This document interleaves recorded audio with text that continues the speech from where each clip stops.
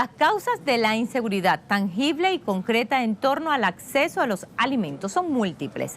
La falta de disponibilidad, la carencia del poder adquisitivo, la mala distribución de los alimentos y el uso inadecuado de los mismos. Todos factores que describen la permanencia de un sistema, un orden mundial en el que el ser humano no es el eje principal. Se trata del capitalismo y sus pragmatismos de carácter neoliberal.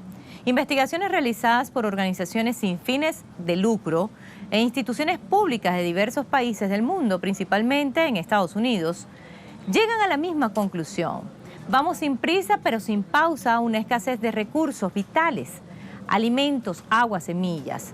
Mientras la pasividad de los ciudadanos impera, aumenta la presencia de las corporaciones y entidades financieras articuladas y puestas a la tarea de mercantilizar y privatizar todo a su manera, de forma injusta y desigual.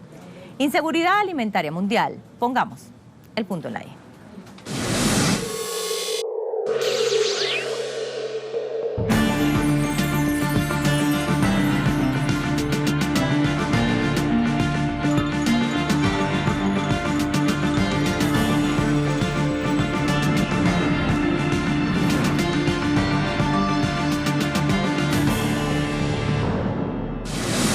Según el portal web Misión Verdad, la inseguridad alimentaria mundial aumentará durante los siguientes 10 años, debido a problemas en la producción, el transporte, perturbaciones del mercado a la disponibilidad local de alimentos, el menor poder adquisitivo y las políticas gubernamentales contraproducentes. Cambios demográficos y las limitaciones de insumos clave, como la tierra y el agua, podrían agravar el riesgo de trastornos sociales e inestabilidad política en algunos países. África, América Latina y Asia serían amenazadas además por el cambio climático, el clima extremo, las enfermedades, la escasez de recursos, las enfermedades y la degradación ambiental. Un tercio de los alimentos producidos en todo el mundo no llega a las mesas debido a las pérdidas y los residuos. ¿Quiénes toman las iniciativas económicas en nuestros territorios? Desde que yo soy muy pequeña y hace muchísimos años, se habla de las formas que va a encontrar la FAO y todos los organismos internacionales para erradicar el hambre en el mundo.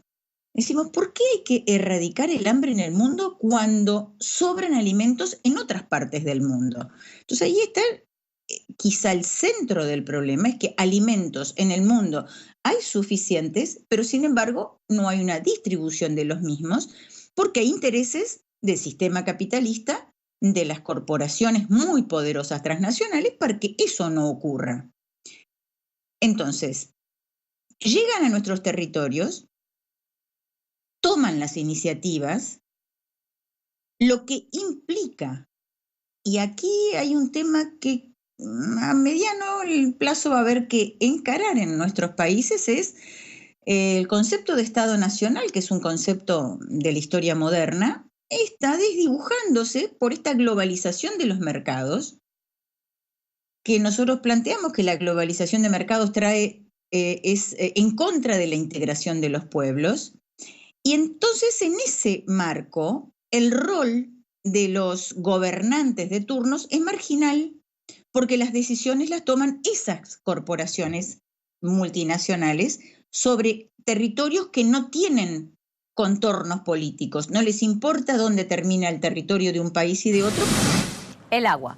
Más de 1.000 millones de personas viven actualmente en regiones con escasez críticas de ese recurso. El Banco Mundial estima que 3.5 mil millones podrían experimentar escasez en el 2025. La agricultura consume el 70% del suministro mundial de agua dulce y el 40% de la agricultura mundial depende de riego. Varios países de Asia, América del Norte, África y casi todos los países de Oriente Medio y el norte de África bombean sus aguas subterráneas y la extracción es mayor que la reposición. Como resultado, su producción agrícola será limitada en los próximos 10 años y sin duda dependerán de los mercados globales. En el informe Seguridad Global del Agua, publicado en septiembre del 2015, se evalúa que durante los próximos 10 años, los problemas del agua contribuirán a la inestabilidad en estados importantes para los intereses de la seguridad nacional de Estados Unidos, aunque la escasez de agua, su mala calidad y las inundaciones por sí solas no traerían problemas políticos, causarían mayores perturbaciones sociales en combinación con la pobreza, las tensiones sociales, la degradación ambiental y la debilidad de las instituciones políticas. Según el informe, pudieran aumentar los objetivos terroristas que incluyan el agua y no se visualiza ninguna tecnología de punta que reduzca la demanda industrial de este recurso. El crecimiento económico generará un aumento en la demanda de agua dulce y de alimentos debido al incremento de la población mundial a 8.000 millones de habitantes. Y ya 42 millones de personas padecen hambre, pero año tras año desperdiciamos el 15% de los alimentos producidos en América y el Caribe. Frente a esta realidad, la gran pregunta es, ¿será necesario producir más alimentos o generar menos desperdicios?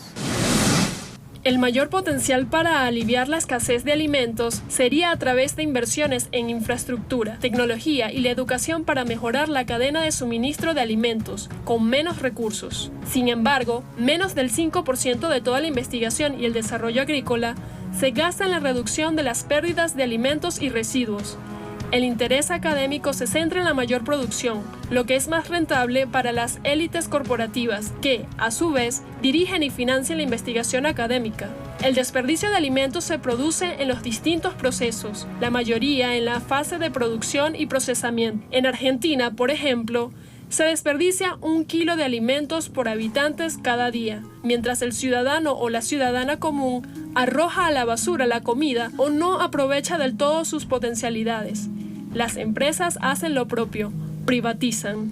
El continente americano está en grave peligro y hay una enorme fragilidad de sus fuentes de agua porque están muy contaminadas con el exceso de nitrógeno y fósforo, que se le llama eutrofización de las aguas, pero eso produce, para comprenderlo, el que nos esté escuchando, es como una turbidez en el agua, entonces impacta en el ecosistema, o sea, en los peces, en todo lo que sea verde que hay dentro del cauce de un río, de un arroyo, de lo que fuera, y produce la proliferación de floraciones algales, los bloom algales que se llaman, que son cianobacterias potencialmente tóxicas y que están avanzando a una velocidad muy grande y no se están tomando medidas preventivas. Entonces se tendría que exigir por parte de todos los gobernantes, porque hay organizaciones sociales organizadas, pero a las organizaciones sociales se las invisibiliza para 400 millones de personas y son 40 millones y sin embargo hay varios millones que no comen.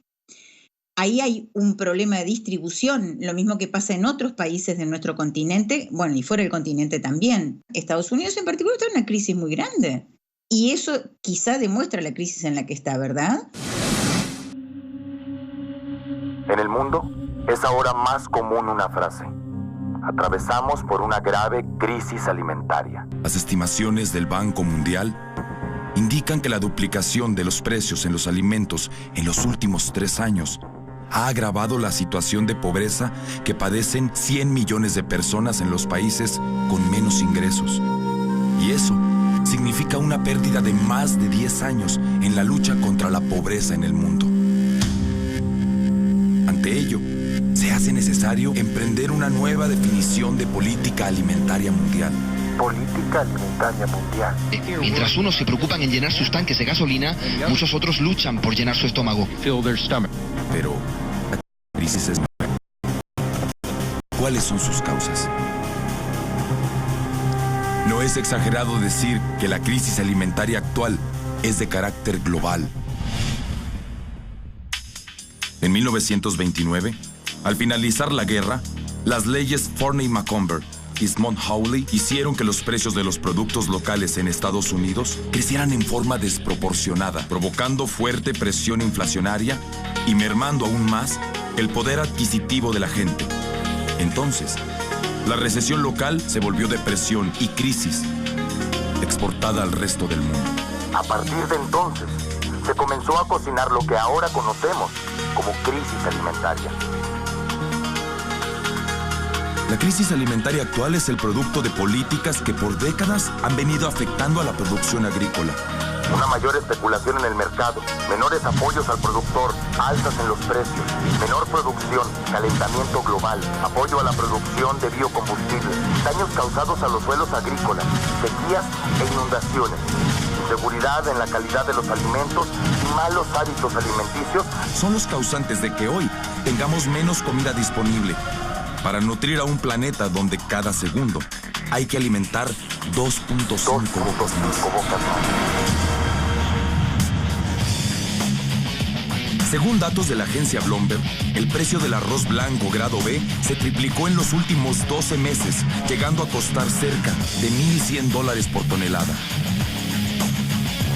En Estados Unidos, el maíz llega a costar $311 por tonelada, cuando hace 4 años costaba solo $118. En África, el mismo maíz llegó a costar en 2008 casi $400 por tonelada. Los alimentos básicos, según la FAO, del 2006 al 2008 han aumentado en un 57%. En Sumatra y Borneo, unos 4 millones de hectáreas de bosques han sido convertidas en cultivos de palma para producir biocombustibles. Veamos nuestro país. En los últimos 2 años, el costo de la canasta básica se incrementó alrededor de 42%. El consumo de leche es de 97 litros por persona, es decir, casi la mitad de lo recomendado por la FAO, que son 188 litros por persona al año.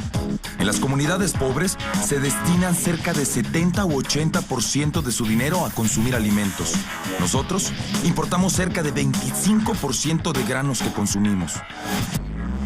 45 de 106.7 millones de mexicanos están en la pobreza. Si bien la crisis alimentaria en nuestro país todavía no alcanza dimensiones catastróficas, no queda mucho tiempo como para no hacer nada. De no atender de manera seria y formal este problema, se afectará directamente la sustentabilidad humana.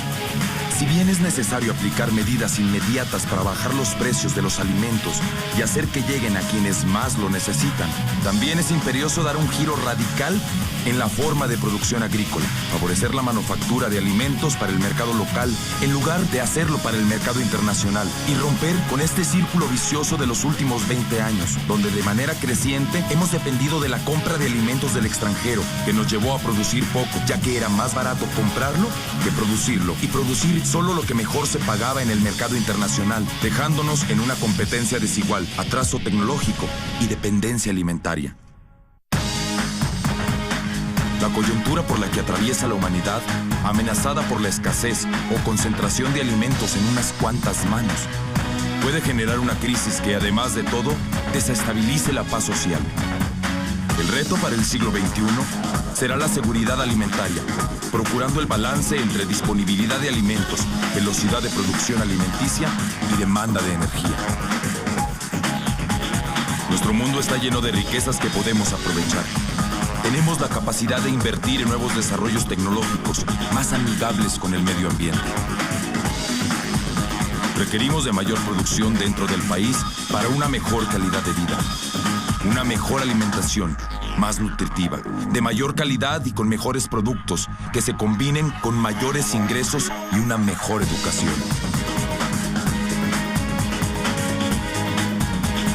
Es necesario hoy comprender que se debe producir para el hombre, no para el hambre.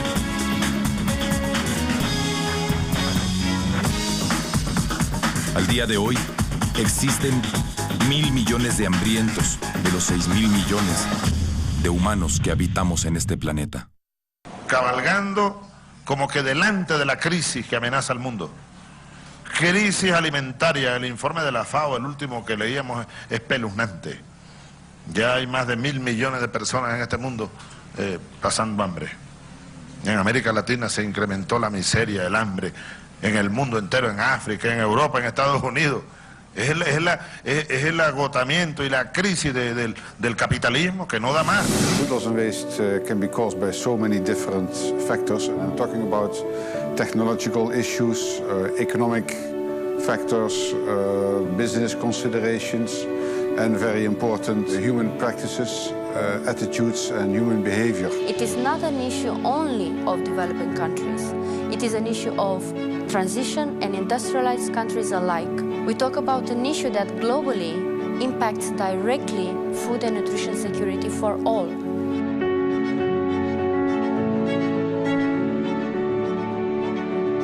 But we have to realize that for this food to be produced anywhere in the world, a high amount of precious natural resources are being used, like land and water, and a lot of energy is being used with the equivalent emission of greenhouse gases. And if this is all done for nothing, because the food is not being eaten, that is something that we cannot allow to happen. Hablamos de inseguridad alimentaria y las proyecciones peligrosas en torno a la escasez de alimentos y de agua. ¿Y cómo responde el sistema ante la crisis inminente?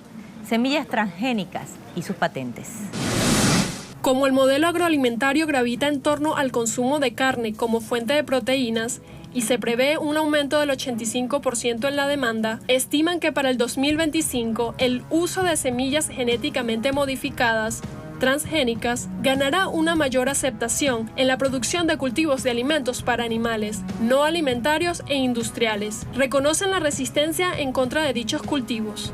El maíz y las semillas oleaginosas, soya por ejemplo, los dos productos primarios de alimentos transgénicos utilizados y comercializados ampliamente en el mundo, representan más del 70% de los suministros de alimentos para animales de todo el mundo y una alta huella ecológica.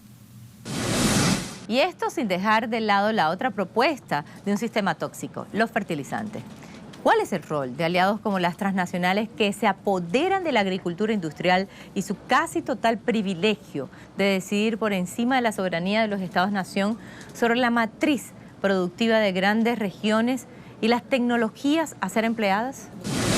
Gana la voluntad de los gobernantes que dan permisos, porque en realidad lo que hacen es votar acuerdos de protección de inversiones, habilitar permisos ambientales de cosas que no son sostenibles ambientalmente. Yo he participado de las críticas a varias evaluaciones de impacto ambiental de algunas empresas depredadoras. Los técnicos de las direcciones de medio ambiente nos dan la razón, pero si la resolución política es firmarlo, no importa que nos den la razón, perdemos porque se hace la firma política. Son resoluciones políticas las que hay que tomar. Entonces son nuestros gobernantes apoyados por los pueblos, o sea, se tienen que sentir apoyados por los pueblos. No importa si el gobernante se siente medio ahí como flojo, que lo van a presionar las corporaciones, sí lo van a presionar y siempre te van a presionar.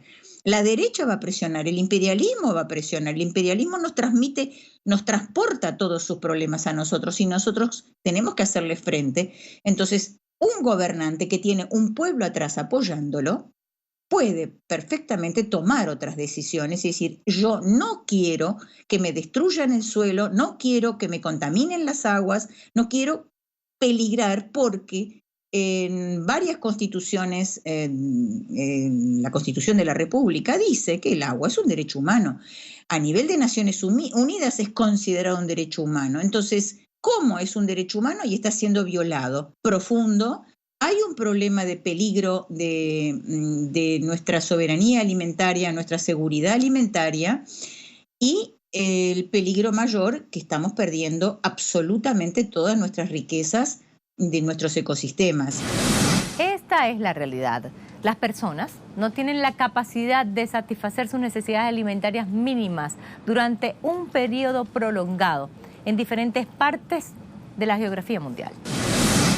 Según los últimos datos de la Organización de las Naciones Unidas para la Alimentación y la Agricultura, 795 millones de personas sufren hambre en el mundo. La organización ha destacado la labor cubana, entre otros gobiernos, por la evidencia de una profunda voluntad política en solventar la situación. Pero en el resto del mundo así estamos. Casi el 50% de la población haitiana que reside en zonas rurales padece de inseguridad alimentaria, reveló la Coordinación Nacional de Seguridad Alimentaria. Y las regiones que han tenido los avances más lentos en la lucha contra este padecimiento son Asia Meridional y África Subsahariana. Según la FAO, Cuba demuestra que los avances en seguridad alimentaria y nutricional solo pueden derivarse de una auténtica voluntad política, voluntad de la que adolecen las grandes potencias mundiales. Pusimos el punto en la I.